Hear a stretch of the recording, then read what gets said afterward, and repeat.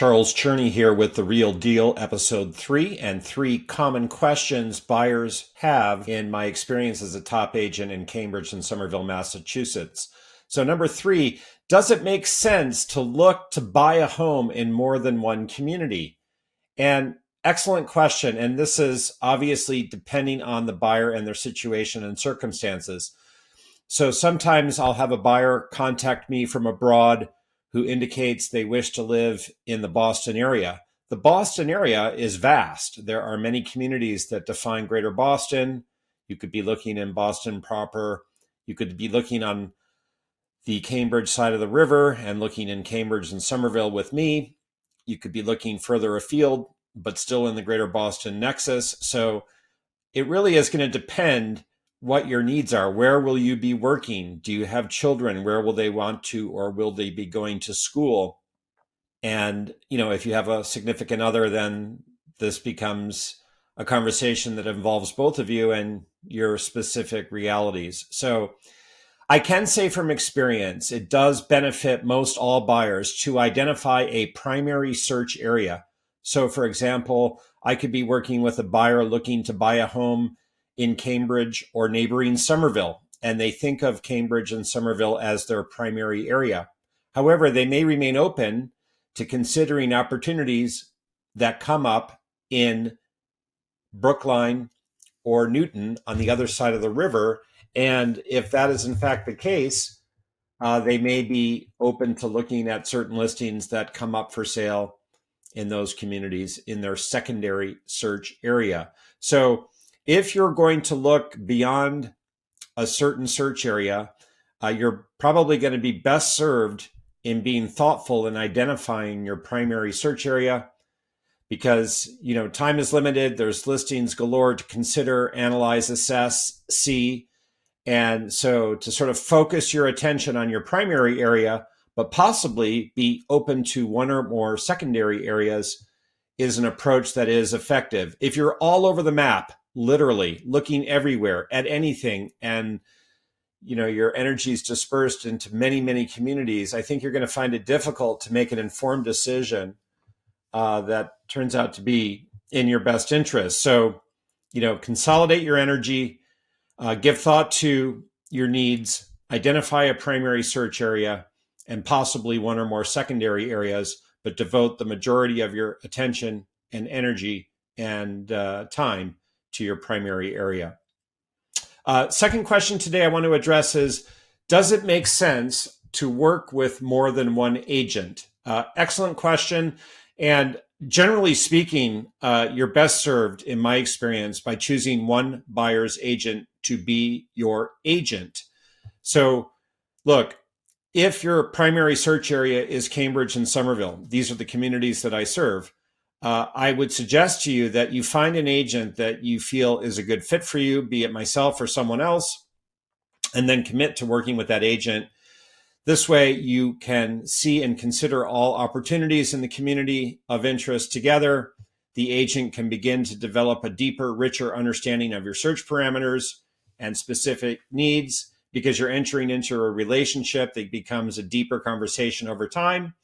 And they can do the analysis of value of interesting properties and be of assistance in otherwise recommending professionals as needed in the search process to you and be there for you every step of the way from first consultation to closing. So that is the norm. It doesn't really serve you to have multiple buyer's agents in the same marketplace. The intersecting lines in a small real estate community are such that you're going to burn your bridges if in a 100% commission driven business, you've got more than one line in the pond with more than one buyer's agent. So it's not really an appropriate means of operating, and it likely will backfire and burn you at some point.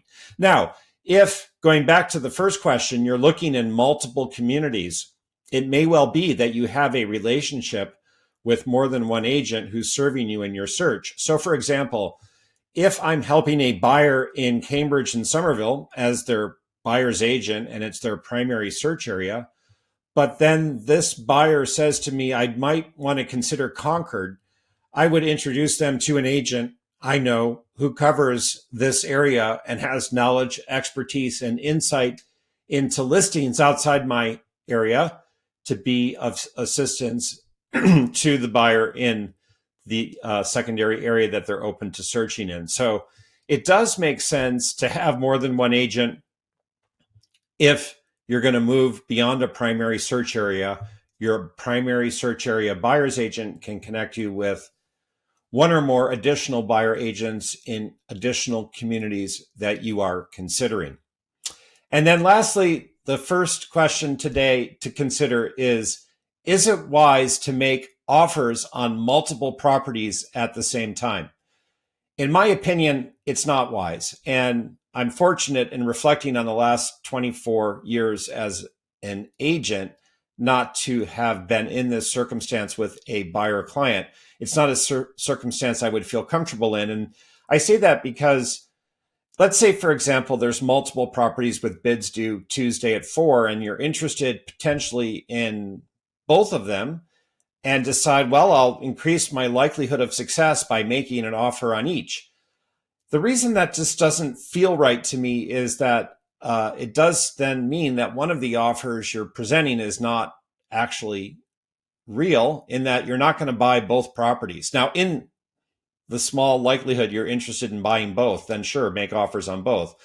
But if you're really only interested in buying one, what happens if your offers on both properties are accepted? Then you have to exit from one of them, and it means your offer wasn't really truly in good faith. And that could, in a small real estate community where agents know agents, and there's just a certain number of offices, besmirch your reputation moving forward in time.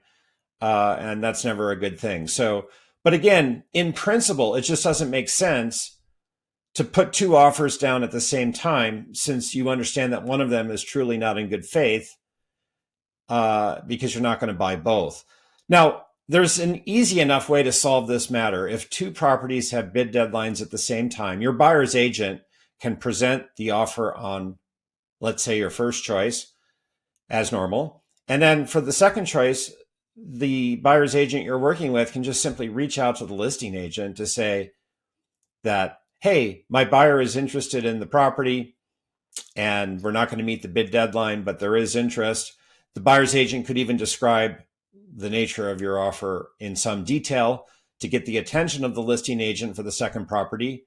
And, for the first property, you could expedite the decision-making of the seller just simply because you need to know if you've won or lost, so that if you've lost on the first choice, you can move on with a written offer with the second choice. So look, there's probably a way to express interest in both properties if you're only submitting a formal written offer on one, in the event that the bid deadlines fall at the same time and you want to consider both opportunities and give yourself a shot at both. But again, to conclude on this point, I would avoid making written offers at the same time on different properties, because it's likely the case that it's going to create complications for you and not be good for your reputation moving forward, as you're going to need to exit from one of those situations if you should have two accepted offers.